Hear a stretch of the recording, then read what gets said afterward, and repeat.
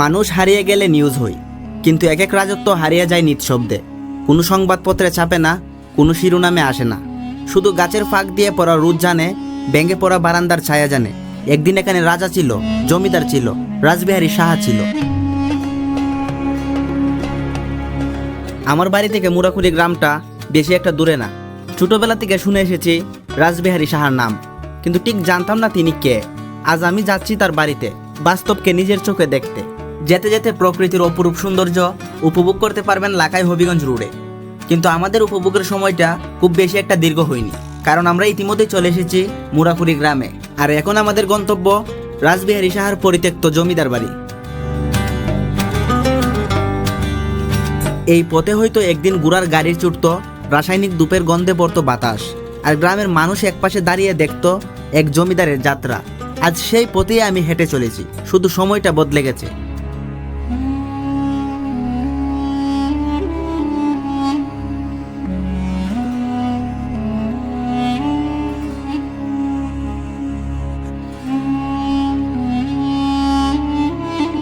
পিছনে যে বাড়িটা দেখছেন, বাড়িটার নাম রাসবিহারী সাহার জমিদার বাড়ি। আজকে আমি এখানে ইতিহাস খুঁজতে আসি নাই, আমি খুঁজতে এসেছি সেই নীরবতা, যেটা চিৎকার করে বলে আমরা কেউ নেই, কিন্তু আমরা এক সময় ছিলাম।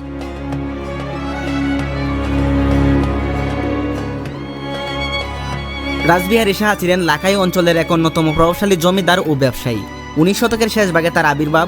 ব্যবসার সূত্রে কলকাতা, আসাম, সিলেট সব জায়গাতে তার পরিচিতি ছিল। তবে লাখাইয়ের মুরাকুড়িতে ছিল তার আসল প্রাসাদ।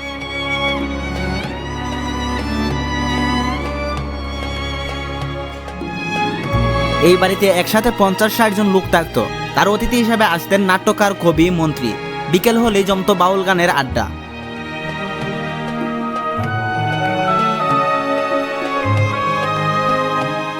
বন্ধুরা, এই জমিদার বাড়িটা এসে উপলব্ধি করতে পারছি বাংলার ইতিহাস, সংস্কৃতি, অর্থনীতি একসময় কতটা সমৃদ্ধ ছিল। চলেন একে একে ভিতরে গিয়ে দেখি।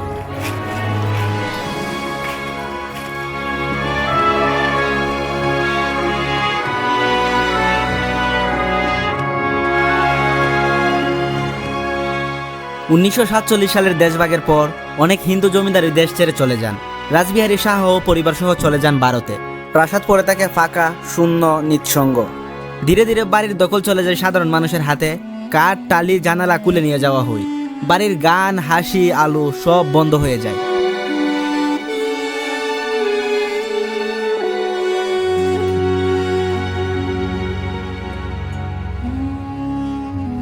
বন্ধুরা, আমরা যদি একটু নিচে দেখাই, এখানে খুবই নোংরা অবস্থা এবং কাঠের অবস্থা। এই ভিতরটায় অনেকটা পানি জমে রয়েছে।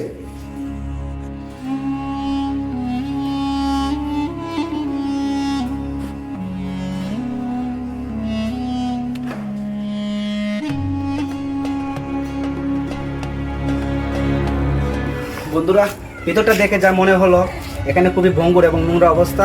এখানে দেখে বোঝার কোনো উপায় নাই এখানে সিলেট অঞ্চলের অন্যতম একজন ধনী জমিদার বসবাস করতেন।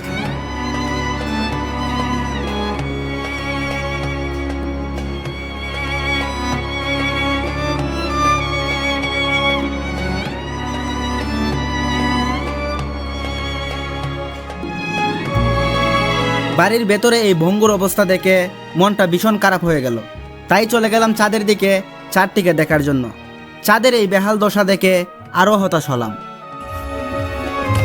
আকাশ যদি একটু দেখাও নিচটা, এখানে যে ছাদটা ছিল, ছাদটা পর্যন্ত ভেঙে পড়ে গিয়েছে।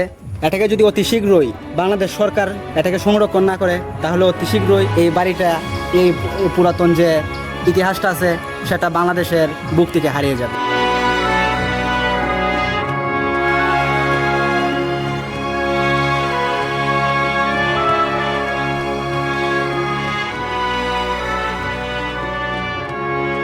এই দেওয়ালগুলো একসময় গান শুনতো, এখন কেবল পোকা, নীরবতা।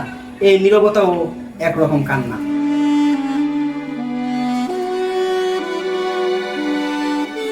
বন্ধুরা, এই যে ছোট একটা ঘরের মতো একটা জায়গা দেখা যাচ্ছে, এই জায়গাটার ভিতরটা এখন দেখব।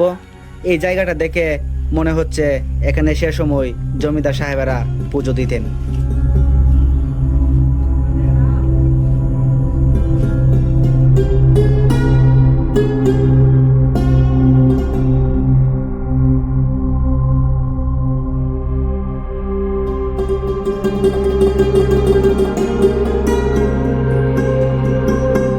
একসময় এই বাড়ির সামনে গ্রামের মানুষ দাঁড়িয়ে থাকতো মাথা নিচু করে।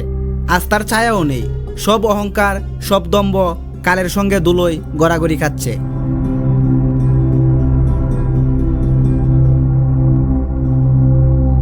রাসবিহারী সাহার নামে এখন আর কোনো জমিদারি নেই, কিন্তু তার ছায়া এখনো এই ভাঙ্গা দরজায়, এই নির্জন উঠোনে। আমি শুধু চেয়েছিলাম সেটা তোমাদের দেখাতে। তুমি যদি এই নিঃশব্দতা বুঝে থাকো, তাহলে তুমি এই ইতিহাসকে বাঁচিয়ে রাখবে, কারণ ইতিহাস হারিয়ে গেলে আমরাও হেরে যাই।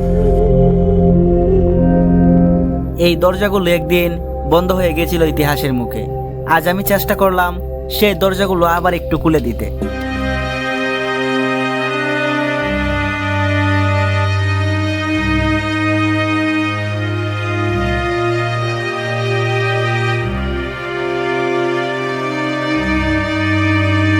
বন্ধুরা, কেমন লাগলো ভিডিওটি কমেন্ট করে জানিয়ে দিও। এমন আরও ইতিহাস আসছে। ততক্ষণ পর্যন্ত ভালো থেকো, সুস্থ থেকো। আল্লাহ হাফেজ।